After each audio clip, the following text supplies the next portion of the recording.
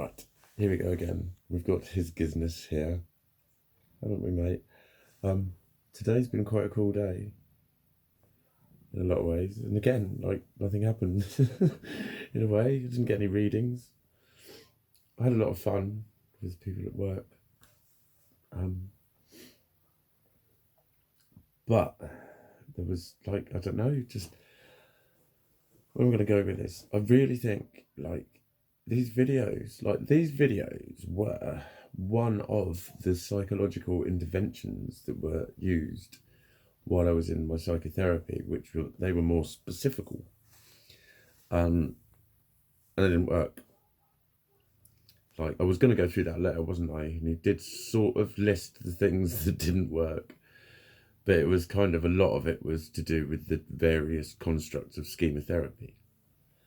And I know he said to me that, like, after about 6 weeks, there's nothing I can bring to this room that you haven't already heard of or can conceptualize in a different way, because you've handed everything back to me and you fully understand it and you get it.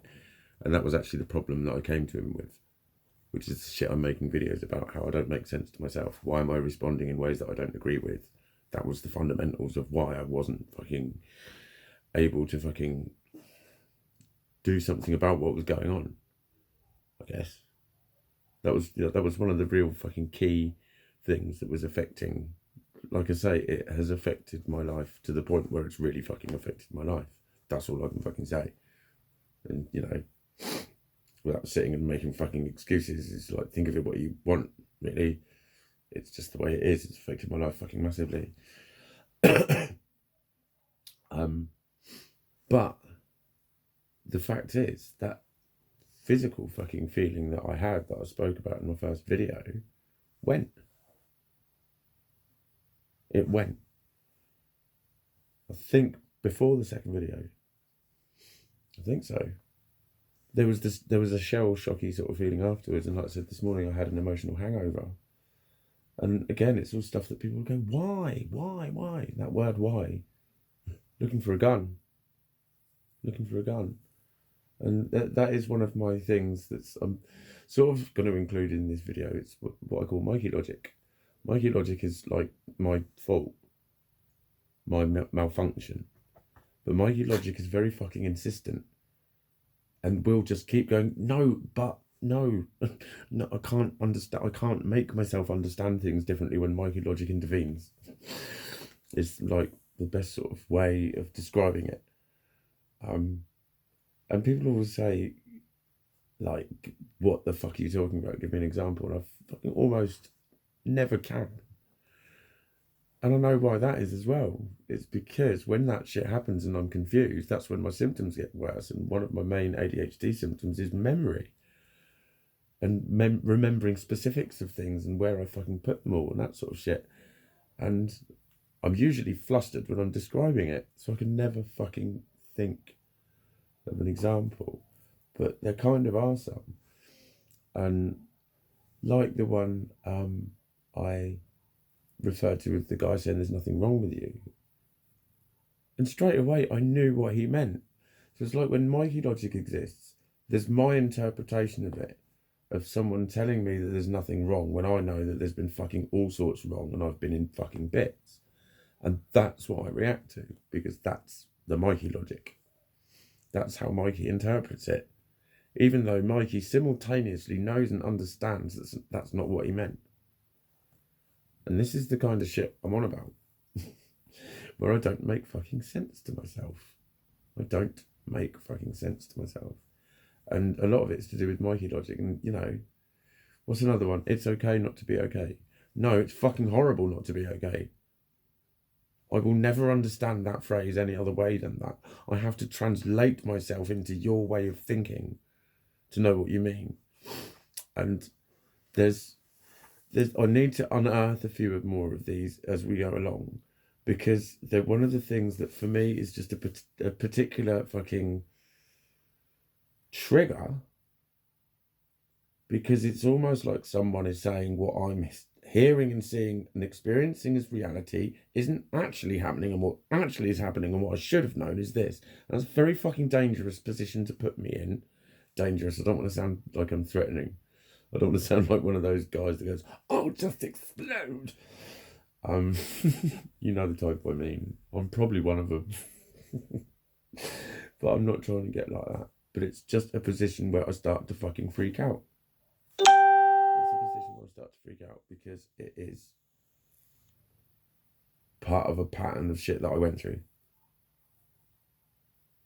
That my reality wasn't my reality. And my pain wasn't allowed. My pain was reinterpreted. That's why I need my pain acknowledged. That's why when someone says it's all right, when I'm crying, it's not all right. And I say that to people, and I know I'm sounding like a fucking child. And the thing is, in society, when you sound like a fucking child, you instantly get talked to like one. And I'm an adult. I sometimes behave like a child, and I can't help it because my brain didn't develop properly. That was my principal problem before any of this meltdown. That was my principal problem. That's what goes on with ADHD. My brain didn't grow up enough. Didn't grow all the way up. Didn't. So there are some sort of childlike fucking states that I get into, and the way to handle that is not to treat them and scold them like you would with a child. And everyone tells everyone else that that's the way to deal with it, and it fucking isn't. Fucking isn't. They need space and fucking time and calmness and understanding, because trust me, they know, or they will very soon know, that they acted like a child, and they will feel ashamed and sick of themselves and hurt and horrible. Don't speak to them like a child. But that's really difficult because it's automatic to speak to someone like a child when they act like a fucking child. So like, it's kind of led to one of my coping strategies is to treat myself like a child, because I know how to do it kindly without hurting me in the process. So I do things like, and these are actual like coping strategies that have worked. I shush myself while I'm listening to people. And again, it's one of those things that if I try and describe it, oh, we all get that, we all get that. Listening's really hard. Yeah, it is really hard.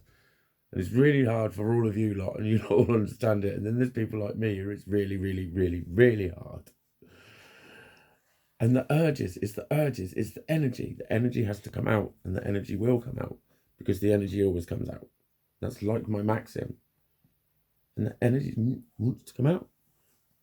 And I have to fucking shush myself. And I do it in a way that makes me look interested. I'm like,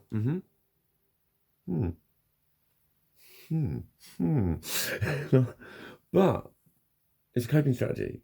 It stops me interrupting people. It's one of my difficulties that people go, you always fucking interrupt.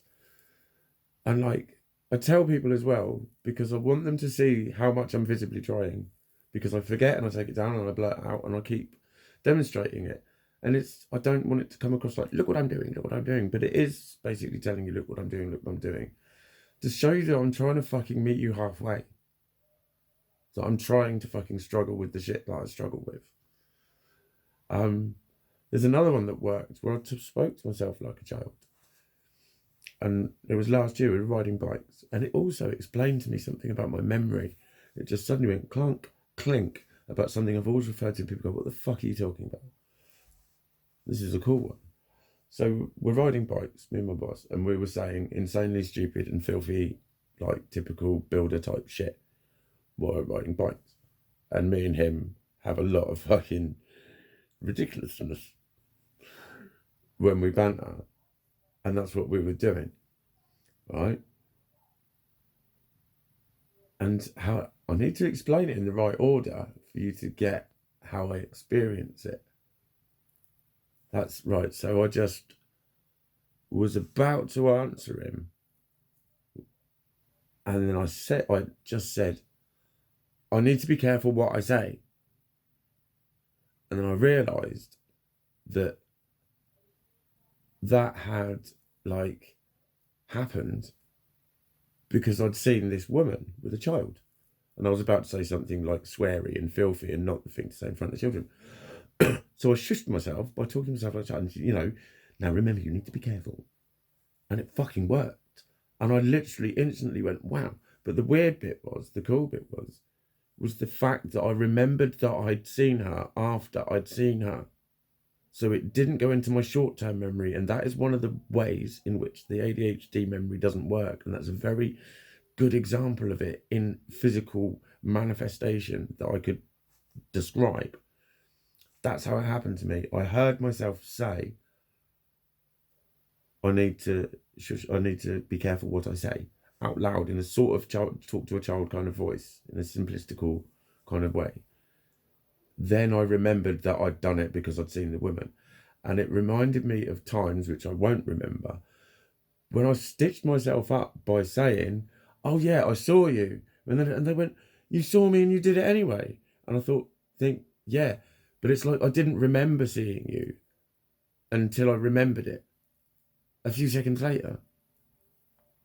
And that's the kind of shit that goes on with my memory. And I'm glad I've actually been able to. I think people will understand that. Because like a thing needs to happen, it goes into your short-term memory before it's decided whether or not to be kept in your sort of medium-term memory. Memories get kind of graded and shit by your brain. And in ADHD, like I've said, certain things just stop working and don't complete and don't organise properly. That's one of them. And that's why my memory can be really shit. And I can muddle things up and stuff.